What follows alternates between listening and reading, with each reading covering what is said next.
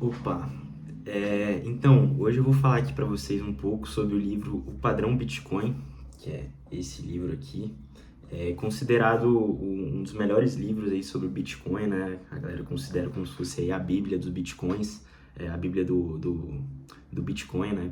Por ser ali o livro mais profundo, né? Que fala sobre o assunto, um dos primeiros. E eu li essa semana esse livro e posso considerar aí que foi o melhor, né? O melhor que eu já li sobre o assunto. Apesar de terem outros muito bons aí, mencionar também o do Renata Moedo, o livro do Fernando Urich falando sobre o assunto. São livros muito bons, mas esse aqui foi um dos mais completos que eu li e o mais aceito aí mundialmente, né? Quando você vai tratar de divulgação, né? Sobre a ideia do Bitcoin, sobre as funcionalidades. E hoje eu vou falar um pouco dele.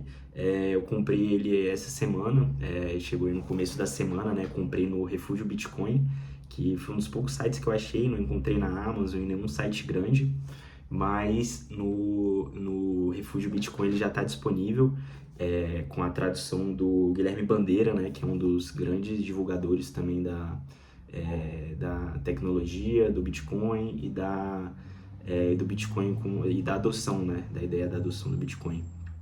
Então, vou falar um pouquinho aqui sobre ele. Ele é do escritor do Saifedean Ammous, que ele é um escritor ali que eu recentemente vi uma entrevista dele também no canal dos Bitcoinheiros, um podcast dele falando com os criadores do canal. Muito bom também, por sinal, fica aí a recomendação para vocês assistirem, né? Procurar lá no canal dos Bitcoinheiros, o Saifedean falando com os criadores do canal, né? Falando sobre a escritura, como foi o contexto que ele escreveu o livro e também discutindo ali sobre a tecnologia de uma forma geral. Fica a dica para vocês pesquisarem. Vou colocar aqui na descrição o link desse vídeo. Então vamos lá. Para começar falando sobre o livro, ele é um livro que não trata ali diretamente só sobre a tecnologia do Bitcoin.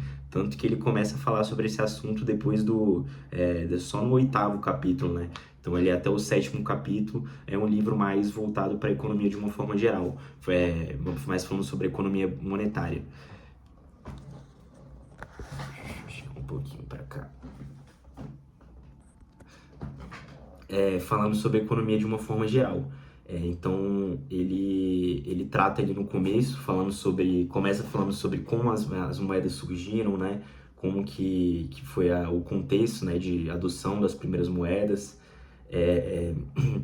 Então, começa ali primitivamente, né, para contextualizar o surgimento das moedas. Ele fala das primeiras unidades monetárias que surgiram, que foram ali no começo usadas as conchas, pedaço de pedra, e como por consequência, né, as pessoas perceberam que essas conchas, por elas terem uma oferta quase que infinita, né, porque é muito fácil você conseguir pedras, conseguir concha para usar como meio de troca.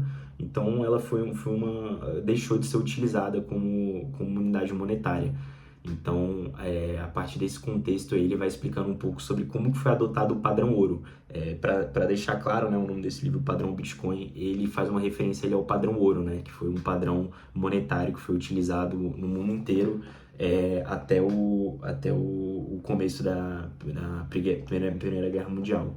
Ele foi deixado de ser utilizado ali no começo da Primeira Guerra Mundial, voltou ali mais ou menos no final, né, da Segunda Guerra, e acabou sendo deixado de ser adotado totalmente ali nesse período ali, depois da Segunda Guerra Mundial, né, onde foi utilizado o padrão ouro, mas foi de uma forma ali que você não podia trocar, né, as moedas fiduciárias por ouro, e deixou de ser completamente extinto, né, pelo modelo fiduciário em 1973, com o presidente Nixon fazendo essa alteração para o padrão dólar.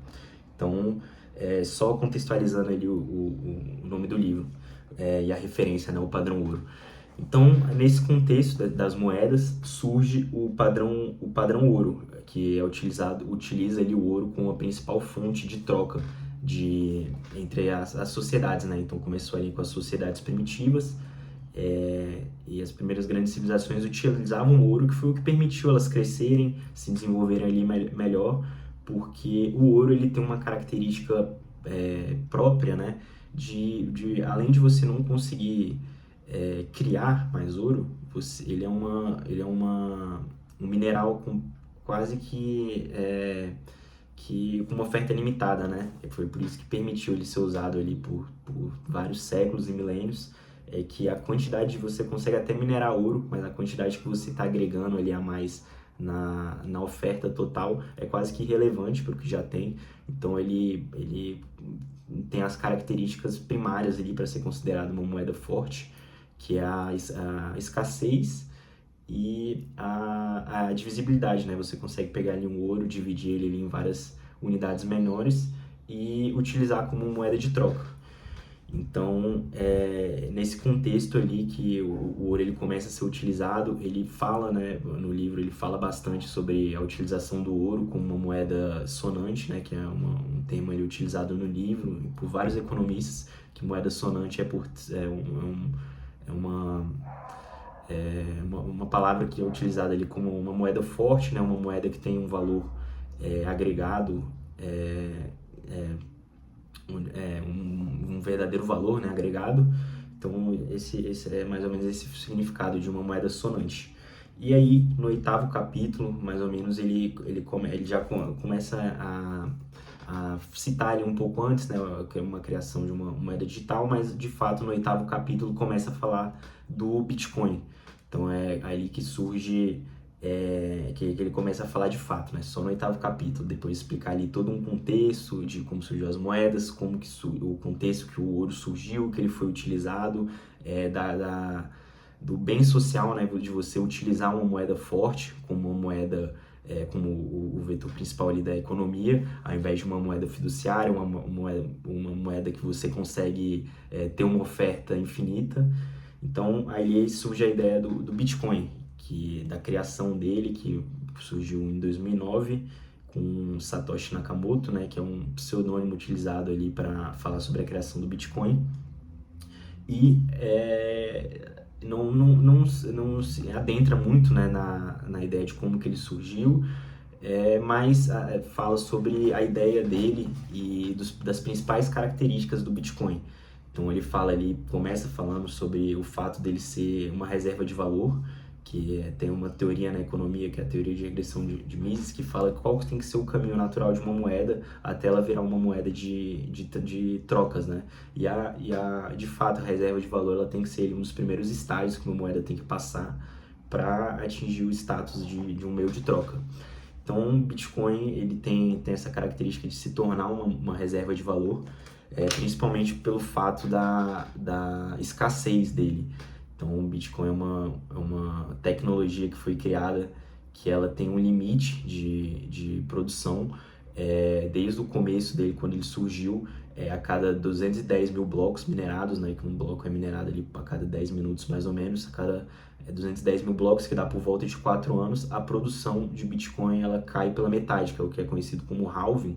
Então, a quantidade de Bitcoin ela é decrescente, né? A quantidade de Bitcoin emitida ela é decrescente conforme o tempo, na verdade crescente, ela vai crescendo, só que vai diminuindo ali de 4 em 4 anos pela metade.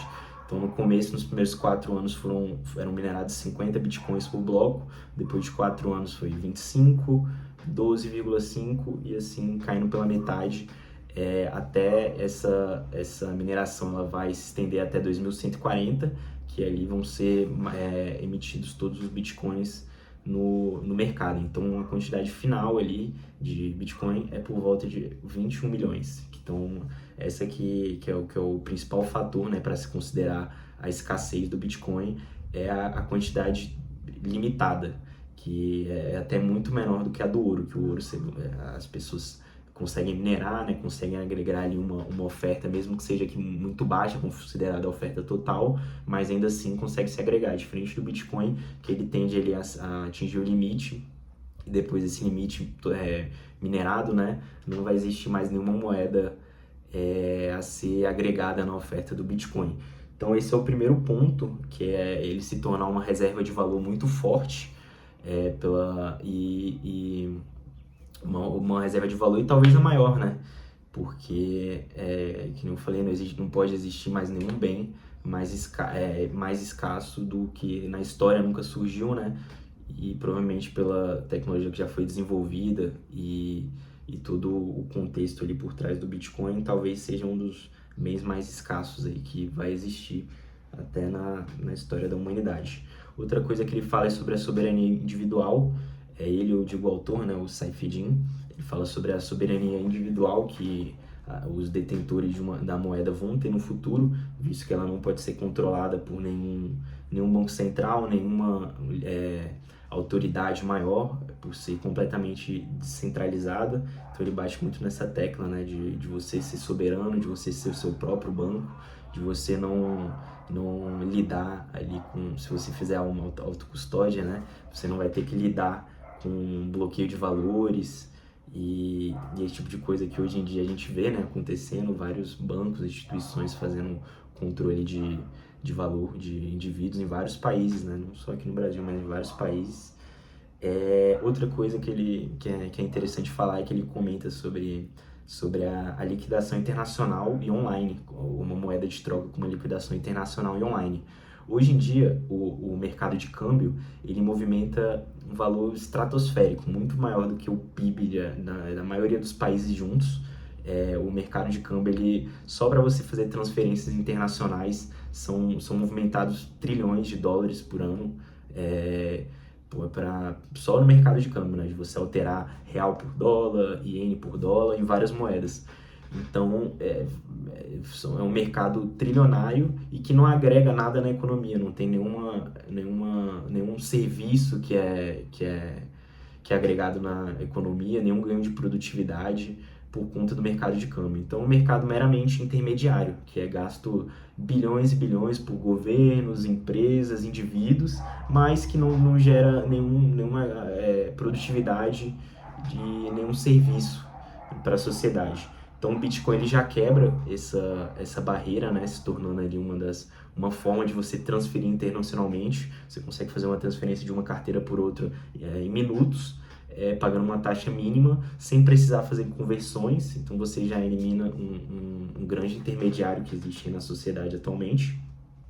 E por ser considerado, porque ele bate na tecla também de futuramente ser considerado uma unidade de medida, o Bitcoin. Então, além de um meio de transferência, pode-se considerar assim uma unidade monetária de medida, por conter ali um padrão monetário utilizado mundialmente. Então, é bem interessante esse conceito. E fala no livro também mais para o final, né, nos últimos capítulos, ele fala sobre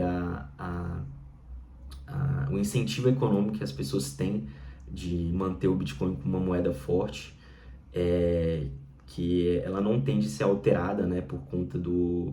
o Satoshi Nakamoto, ele é um conhecedor ali da teoria dos jogos, né, então é um conceito econômico ali que lida por incentivos, de manter o Bitcoin forte. Então ele tem incentivos econômicos, né? Os participantes ali do mercado, das pessoas que constituem ali o mercado do Bitcoin, os mineradores, os holders, né? Eles têm incentivos econômicos de manter uma rede forte, porque todas as pessoas estão ganhando no final, né? Os mineradores estão ganhando sua recompensa,